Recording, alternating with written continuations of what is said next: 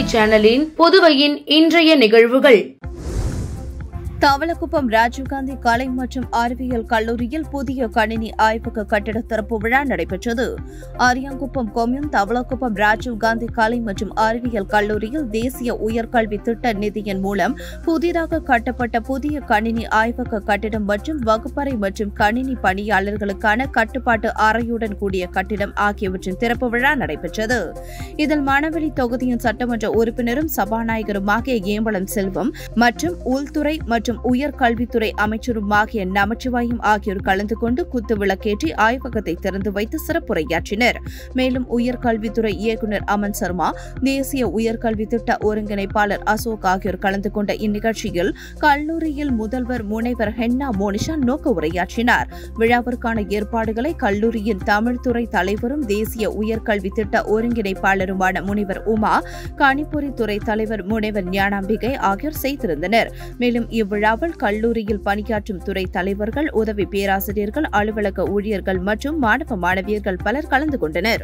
மரியாதைக்குரிய சகோதரி சிவகாமி அவர்களே, உறுப்பினர் செயலர் கல்வித்துறை மூலமாக உயர்கல்வித்துறை மூலமாக எடுக்கப்படும் என்ற உத்தரவாதத்தை இந்த நேரத்தை உங்களுக்கு சட்டமன்றத்தில் பேசும் வார்த்தைகளால் மட்டுமல்லாமல்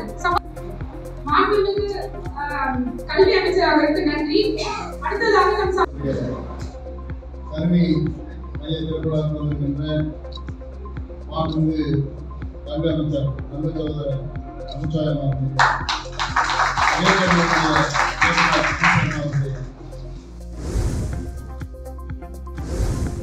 புதுச்சேரி சட்டப்பேரவை வரும் பிப்ரவரி 12ஆம் தேதி கூட உள்ளதாகவும் 2025-2026 ஆண்டிற்கான பட்ஜெட் மார்ச் மாதம் தாக்கல் செய்யப்படும் என சபாநாயகர் செல்வம் தெரிவித்துள்ளார்.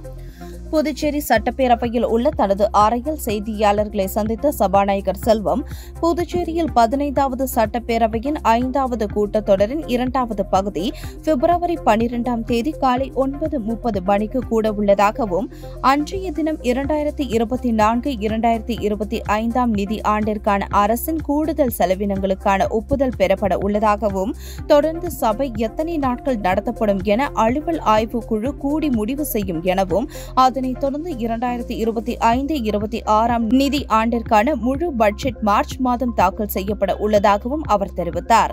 மேலும் வரும் பட்ஜெட் கூட்டத்தொடரை முழுவதுமாக காகிதம் இல்லா தொடராக நடத்த நடவடிக்கை எடுக்கப்பட்டு வருவதாகவும் அவர் தெரிவித்தார். பேட்டி செல்வம், புதுச்சேரி சபாநாயகர். வெள்ளியனூர் பகுதியில் பூக்கடை ரமேஷ் ஏற்பாட்டில் உள்துறை அமைச்சர் நமச்சிவாயம் தலைமையில் வாகன ஓட்டிகளுக்கு தலைக்கவசம் வழங்கப்பட்டது. சாலை விதிகளை மீறுவோரால் ஏற்படும் விபத்துகளில் பொது சொத்துக்கள் சேதமடைவதுடன் படுகாயங்களும் உயிரிழப்புகளும் நிகழும் சூழல் உருவாகிறது. விபத்துகளால் ஏற்படும் மரணங்களுக்கு பிரதான காரியமாக அமைப்பது தலையில் ஏற்படும் காயங்களே. இவை பெரும்பாலும் தலைக்கவசம் அணியாமல் செல்வதால் ஏற்படுகிறது. இத்தகைய விபத்துகளை தவிர்க்கும் பொருட்டு வெள்ளியனூர் சட்டமன்ற தொகுதிக்கு உட்பட்ட தென்கோபுர வீதியில் அமைச்சர் நமச்சிவாயத்தின் ஆதரவாளர் பூக்கடை ரமேஷ் ஏற்பாட்டில் தலைக்கவசம் வழங்கும் விழா நடைபெற்றது. இதில் உள்துறை அமைச்சர் நமச்சிவாயம் கலந்து கொண்டு விழாவிற்கு தலைமை தாங்கி வாகன ஓட்டிகளுக்கு தலைக்கவசம் வழங்கினார். இதில் ஆண்கள், பெண்கள் என 100க்கும் மேற்பட்ட நபர்களுக்கு தலைக்கவசம் வழங்கப்பட்டது. இந்நிகழ்ச்சியில் கண்ணபிரான், திருவரசன், ராமதாஸ், சம்பத், ராஜ்குமார், ராஜ் பிரபு உள்ளிட்ட ஏராளமானோர் கலந்து கொண்டனர். விழாவிற்கான ஏற்பாட்டினை பூக்கடை ரமேஷின் ஆதரவாளர்கள் வெகு சிறப்பான முறையில் செய்திருந்தனர்.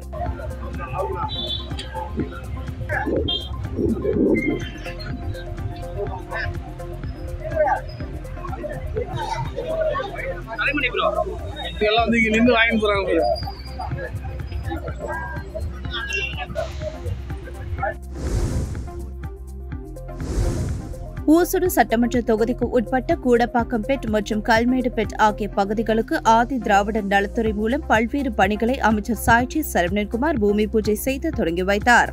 புதுச்சேரி மாநிலம் ஊசுடு சட்டமன்ற தொகுதிக்குட்பட்ட கூடப்பாக்கம் பெட் இடுகாட்டிற்கு செல்லும் பாதைக்கு ரூபாய் 8,34,000 மதிப்பீட்டில் தார் சாலை அமைப்பதற்கும், கர்மகாரிய கொட்டகை ரூபாய் 3,39,000 மதிப்பீட்டில் புதுப்பித்தல் பணிக்கும் மற்றும் கல்மேடு பெட் இடுகாட்டிற்கு மதில் சுவர் ரூபாய் 26 லட்சம் மதுரையிலும் மதுவீட்டிலும் அமைப்பதற்கு ஆதி திராவிட நலத்துறை பாட்கோ மூலம் அரசாணை பெற்று அப்பணிக்கான பூமி பூஜை நிகழ்ச்சி நடைபெற்றது. நிகழ்ச்சியில் தொகுதியின் சட்டமன்ற உறுப்பினரும் ஆதி திராவிட நலத்துறை அமைச்சருமான சரவணன்குமார் கலந்து கொண்டு விழாவிற்கு தலைமை தாங்கி பல்வேறு பணியினை பூமி பூஜை செய்து தொடங்கி வைத்தார். இந்நிகழ்ச்சியில் ஆதி திராவிட நலத்துறையின் இயக்குநர் இளங்கோவன், பாட்கோ செயற்பொறியாளர் பக்தவட்சலம், இளநிலை பொறியாளர் முகுந்தன், பாஜக தொகுதி ஒருங்கிணைப்பாளர் சாய் தியாகராஜன், தொகுதி தலைவர் முத்தாளு முரளி, கட்சி நிர்வாகிகள் ஜெகதல பிரதாபன், பாலசந்தர், மனோ, அஜித், ஸ்டீபன், மைக்கேல், மணிமாறன், பிரகாஷ், செல்வநாதன், ஐயப்பன் உட்பட பொதுமக்கள் ஏராளமானோர் கலந்து கொண்டனர். வானரப்பேட்டை ஜெயராம் செட்டியார் தோட்டத்தில் உள்ள சாலை மற்றும் கழிவுநீர் வாய்க்கால் மேம்படுத்தலுக்கான பூமி பூஜையை அனிபால் கென்னடி எம்எல்ஏ ரூபாய் 43,18,20 செலவில் தொடங்கி வைத்தார். புதுச்சேரி உப்பளம் தொகுதிக்கு உட்பட்ட வானரப்பேட்டை ஜெயராம் செட்டியார் தோட்டத்தில் உள்ள சாலை மற்றும் கழிவுநீர் வாய்க்கால் மேம்படுத்தலுக்கான பூமி பூஜையை சட்டமன்ற உறுப்பினர் தொகுதி மேம்பாட்டு நிதியின் கீழ் நகராட்சி மூலம் ரூபாய் 43,18,20 செலவில் திமுக உப்பளம் தொகுதி சட்டமன்ற உறுப்பினர் அனிபால் கென்னடி அவர்கள் தலைமையில் நடைபெற்றது. ஜெயராம் செட்டியார் தோட்டத்தில் உள்ள சாலை மற்றும் கழிவுநீர் வாய்க்கால் சீர அமைக்க வேண்டி பொதுமக்கள் வாயிலாக சட்டமன்ற உறுப்பினர் அனிபால் கென்னடி அவர்களிடம் கோரிக்கை வைக்கப்பட்டது. இதனை கருத்தில் கொண்ட சட்டமன்ற உறுப்பினர் இன்று அப்பணிக்கான பூமி பூஜையை தொடங்கி வைத்தார். அப்பொழுது பகுதி மக்கள் நன்றிகளை தெரிவித்து மகிழ்ந்து பாராட்டினார்கள். உடன் நகராட்சி உதவி பொறியாளர் யுவராஜ், பணி ஆய்வாளர் ரவிசந்திரன், ஒப்பந்ததாரர் மோகன சுந்தரம், திமுக தொகுதி அவைத்தலைவர் ஹரிகிருஷ்ணன், காங்கிரஸ் மாநில செயற்குழு உறுப்பினர் தமிழ்செல்வம், திமுக தொகுதி துணை செயலாளர் ராஜி மற்றும் நிசார், கிளை செயலாளர்கள் சுகுமார், சந்துரு, செல்வம், காலப்பன், ராகேஷ், தொழில்நுட்ப அணி கவி, கழக சகோதரர்கள் விநாயகம், மோரிஸ், ரகுமான் ஆகியோர் உடனிருந்தனர்.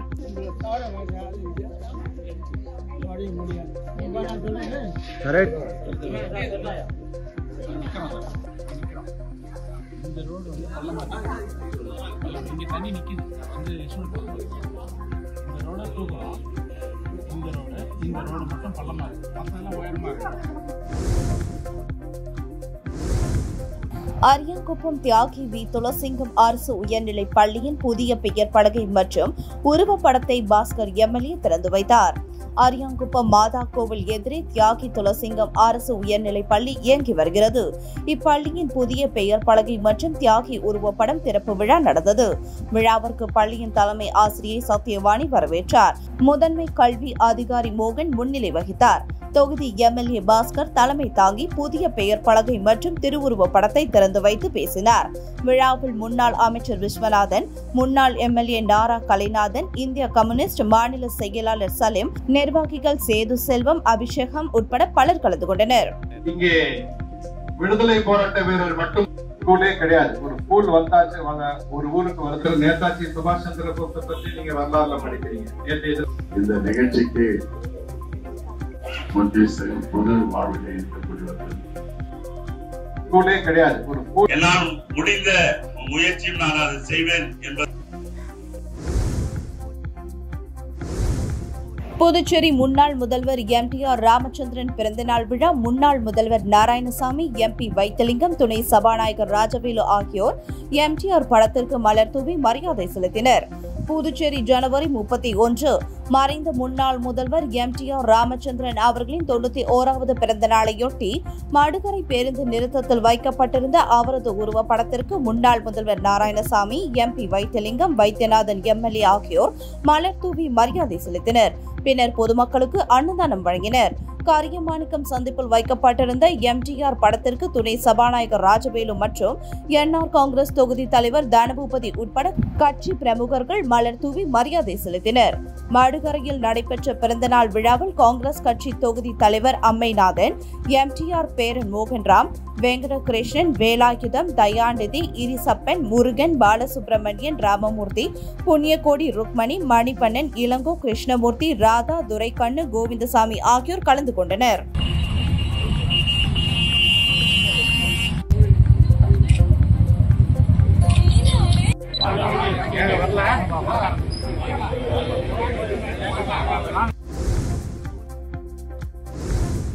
முதுநிலை மாணவர் சேர்க்கை குறித்து வழங்கப்பட்டுள்ள தீர்ப்புக்கு புதுச்சேரி அரசு மேல்முறையீடு செய்ய வேண்டும் என அதிமுக மாநில செயலாளர் அன்பழகன் வலியுறுத்தியுள்ளார். புதுச்சேரி அதிமுக தலைமை அலுவலகத்தில் செய்தியாளர்களை சந்தித்த மாநில செயலாளர் அன்பழகன், முதுநிலை மருத்துவ மாணவர் சேர்க்கைக்கான வழிமுறைகள் மற்றும் விதிமுறைகளை உச்சநீதிமன்றம் திருத்தியுள்ளது. அடுத்த கல்வியாண்டில் முதுநிலை மருத்துவ மாணவர் சேர்க்கை அகில இந்திய மதிப்பெண் அடிப்படையில் நடைபெறும் என தெரிகிறது. அடுத்த கல்வியாண்டில் மாநில அரசுகளின் உரிமைகள் பறிக்கப்பட்டு மத்திய அரசின் மருத்துவ மாணவர் சேர்க்கை கமிட்டி மூலம் நடைபெறும். இதன் மூலமாக மாநில யூனியன் பிரதேசத்தில் உள்ள மாணவர்களின் உரிமைகள் பறிக்கப்படுகிறது. இந்த தீர்ப்பை எதிர்த்து புதுச்சேரி அரசு மேல்முறையீடு செய்து புதுச்சேரி மாணவர்களின் நலனை காக்க வேண்டும் என்றார். புதுச்சேரி மாநிலத்தில் சில தனியார் பள்ளிகள் அனுமதிக்கப்பட்ட நேரத்தை விட 28 மணி வரை பள்ளி நடத்துவதும் வாரம் விடுமுறை நாட்களில் நடத்துவதை வழக்கமாக கொண்டுள்ளனர்.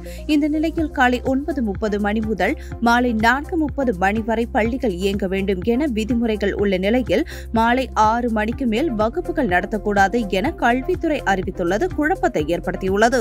புதுச்சேரி அரசு இப்பிரச்சினையில் சரியான ஒரு புதிய அரசாணையை வெளியிட உரிய நடவடிக்கை எடுக்க வேண்டும் என்றார்.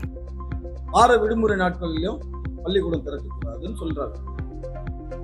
இப்போ அரசாங்கத்தினுடைய கல்வியினுடைய சட்ட விதிகள், கல்வித்துறையுடைய சட்ட விதி காலையில 9 மணிக்கு பள்ளிக்கூடம் திறக்கப்பட்டு மாலை 4:20 பள்ளிக்கூடம் பணி நிறைவடையும். இவங்களுடைய இந்த அறிவிப்புல இந்த புதிய அறிவிப்புல காலையில எத்தனை மணிக்கு பள்ளிக்கூடம் திறக்கணும், எத்தனை மணிக்குள்ள திறக்கணும், அதுக்கு முன்னாடி திறக்கக்கூடாது, அது எதுவுமே இல்லை. அதே போன்று பள்ளிகள் பள்ளிகளுடைய பணி நிறைவு நேரம் 4:20 இருக்குது. நீங்க ஏன் அதை 6 மணி வரைக்கும் வைக்கிறீங்க? 6 மணிக்கு மேல யாரும் பள்ளிக்கூடம் நடத்தக்கூடாதுன்னு சொல்றதுக்கு ஏன் அப்படி பண்றீங்க நீங்க? இது தனியார் பள்ளிகள், பல தனியார் பள்ளிகள் இந்த சுற்றறிக்கையை தங்களுக்கு சாதகமாக பயன்படுத்திக் கொண்டு காலையில 6 மணி கூட ஸ்கூல் திறப்பாங்க. மாலையில 6 மணி வரைக்கும் நடத்தணும்னு சொல்லிட்டு 6 மணி 7 மணி கூட ஆகும். நீங்க ஒரு சட்டத்தை அமுல்படுத்துறீங்கன்னா பள்ளி கல்வித்துறையில என்ன சட்டம் இருக்குது? காலையில 9:10 பள்ளிக்கூடம் ஆரம்பிச்சு மாலை 4:20 பள்ளி விடணும். இதை நீங்க அறிவிப்பா வெளியிடணும். அதே போல இந்த வார விடுமுறை நாட்கள், அரசு விடுமுறை நாட்கள் இதெல்லாம் பள்ளிக்கூடம் திறந்து வைத்தால் அந்த பள்ளிகள் மீது, எந்த பள்ளிகள் இருந்தாலும் அந்த பள்ளிகள் மீது உரிய நடவடிக்கையை அரசு எடுக்கும். நீங்க அதை விட்டுட்டு ஏதோ தனியார் பள்ளிகளுக்கு ஒரு கொஞ்சம் சாதகமான ஒரு நிலைப்பாட்டை எடுத்து இந்த சுற்றறிக்கை இந்த அரசாணை வெளியிடப்பட்டதுதான் தெரிகிறது. எனவே இதுல மாண்புமிகு கல்வித்துறை அமைச்சர் அவர்களும் முதலமைச்சரும் இதுல இருக்கிற உண்மை நிலையை உணர்ந்து அரசு பள்ளிகளுடைய நேரம் என்னவோ அதை அனைத்து தனியார் பள்ளிகளும் கடைபிடிப்பதற்கு உரிய அரசாணையை பிறப்பிக்க வேண்டும் என்று அதிமுக சார்பில் கேட்டுக்கொள்கிறேன்.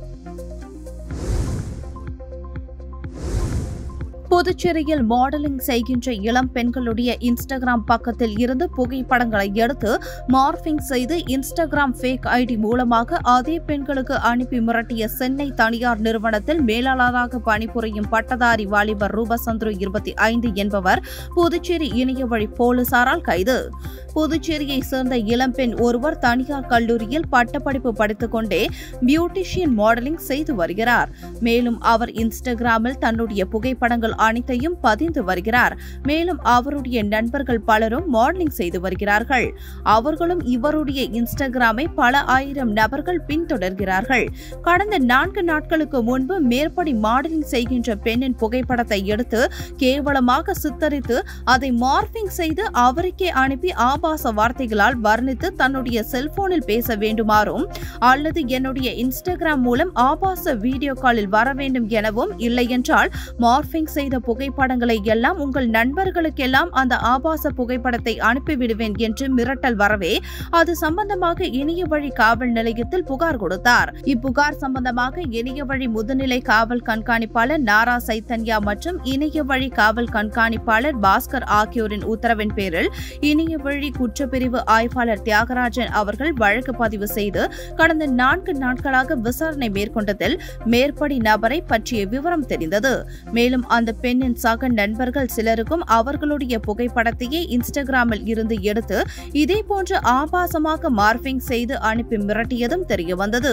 மேற்படி நபருடைய செல்போன் கண்காணிக்கப்பட்டு அவருடைய இன்ஸ்டாகிராம் மற்றும் வாட்ஸ்அப் போன்றவை இயக்கங்களை கண்டுபிடித்து அவர் எங்கே இருக்கிறார் என்பது தெரிய வரவே இணையவழி குற்றப்பிரிவு ஆய்வாளர் தியாகராஜன் கீர்த்தி அவர்களின் தலைமையில் தலைமை காவலர் மணிமொழி, காவலர் அருண்குமார், பெண் காவலர் ரோஸ்லின் மேரி அடங்கிய தனிப்படை அமைத்து மேற்படி நபரை இன்று கைது செய்து அவருடைய செல்போனை ஆய்வு செய்து விசாரித்தபோது அந்த வாலிபர் கடலூர் மாவட்டம் திருவாமூர் பகுதி என்பதும் பன்ருட்டியில் தற்பொழுது குடியிருந்து வருகிறார் என்பதும் அவர் சென்னையில் ஒரு தனியார் நிறுவனத்தில் மேலாளராக பணி செய்து வரும் ரூபசந்துரு 25 என்ற நபரை கைது செய்யப்பட்டார். மேலும் அவருடைய செல்போனை ஆய்வு செய்தபோது 32க்கும் மேற்பட்ட பெண்களை அவருடைய இன்ஸ்டாகிராம் மற்றும் வாட்ஸ்அப்பில் இருந்து புகைப்படங்களை திருடி மார்பிங் செய்து கேவலமாக சித்தரித்து அருவருப்பு தக்க வார்த்தைகளை பேசி ஆபாச வீடியோக்களை, போட்டோக்களை அவர்களுக்கே அனுப்பி மிரட்டியது விசாரணையில் தெரியவந்தது. மேற்படி நபரின் செல்போனை பறிமுதல் செய்து மேற்படி நபரை கைது செய்து தலைமை குற்றவியல் நீதிபதி முன்பு ஆஜர்படுத்தி சிறையில் அடைக்கப்பட்டார்.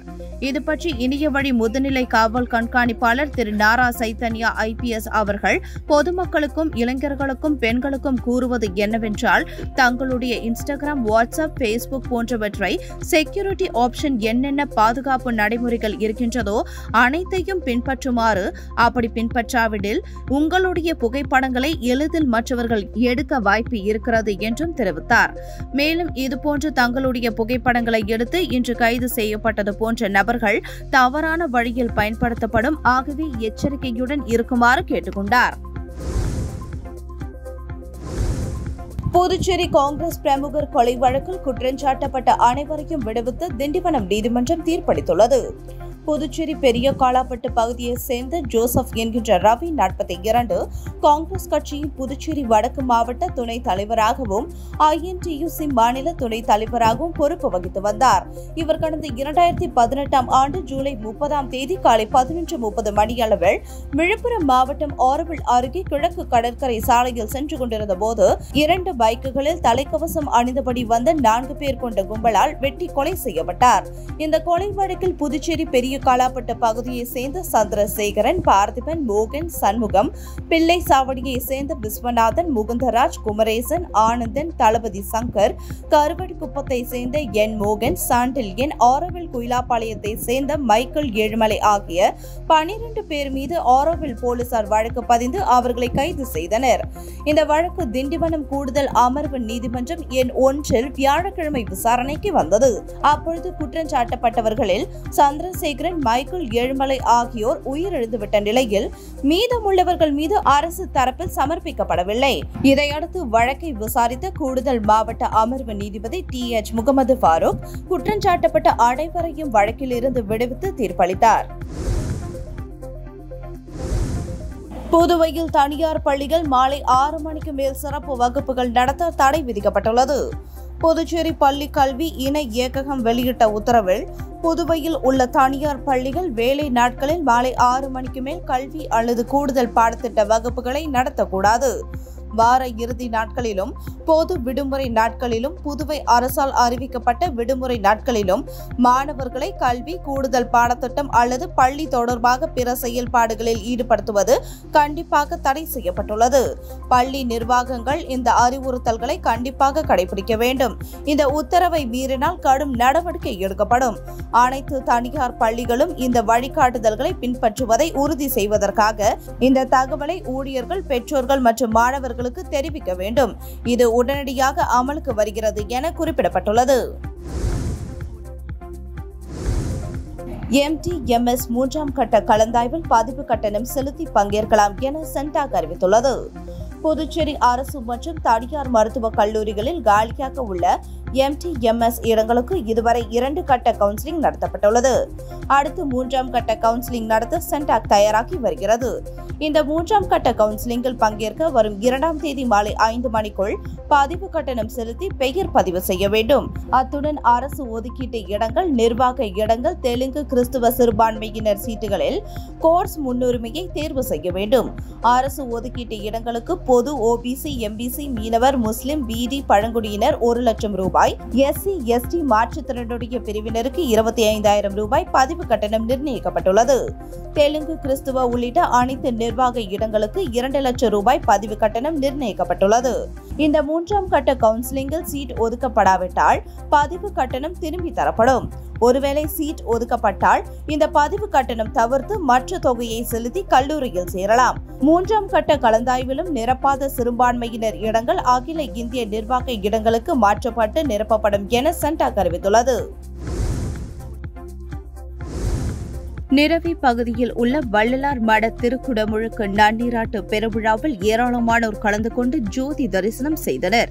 காரைக்கால் மாவட்டம் நிரவி கிராமத்தில் 1938ஆம் ஆண்டு அருட்பிரகாச வள்ளலார் ராமலிங்க சுவாமிகள் சமரச சன்மார்க்க சங்கத்தின் சார்பில் வள்ளலார் மடம் நிறுவி செயல்பட்டு வந்த நிலையில் தற்பொழுது வள்ளலார் மடம் மற்றும் அன்னதான கூடம் புது பொலிவுடன் சீரமைக்கப்பட்டு திருக்குடமுழுக்கு நன்னீராட்டு பெருவிழா நடைபெற்றது. இன்று காலை 5 மணிக்கு அகவல் பாராயணம், தீபாராதனை, 7 மணிக்கு சமரச சன்மார்க்க சங்க கொடியேற்றப்பட்டு காலை 9 மணி முதல் 10:30 மணிக்குள் குடமுழுக்கு நன்னீராட்டு பெருவிழா நடைபெற்றது. அதனைத் தொடர்ந்து 7 திரை நீக்கி ஜோதி தரிசனம் நடைபெற்றது. தொடர்ந்து அருட்பிரசாதம் வழங்கப்பட்டது. திருக்குடமுழுக்கு நன்னீராட்டு நிகழ்ச்சியில் விழாக்குழு தலைவர் செல்வராஜ் உள்ளிட்ட ஏராளமான பக்தர்கள் கலந்து கொண்டு திருக்குடமுழுக்கு நன்னீராட்டு மற்றும் 7 திரை நீக்கிய ஜோதி தரிசனம் செய்தனர்.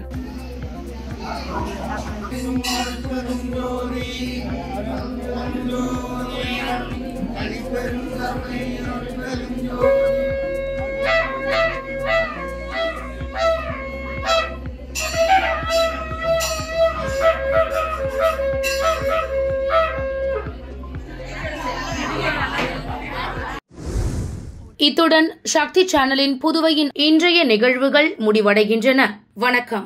உங்கள் சக்தி சேனலின் புதுவையின் அன்றாட நிகழ்வுகளை உடனுக்குடன் தெரிந்து கொள்ள சக்தி சேனல் புதுச்சேரி யூடியூப் சேனலை சப்ஸ்கிரைப் செய்து கொள்ளுங்கள். மறக்காமல் பெல் பட்டனையும் கிளிக் பண்ணுங்க. ஷேர் பண்ணுங்க, லைக் பண்ணுங்க. உங்கள் சக்தி சேனல்.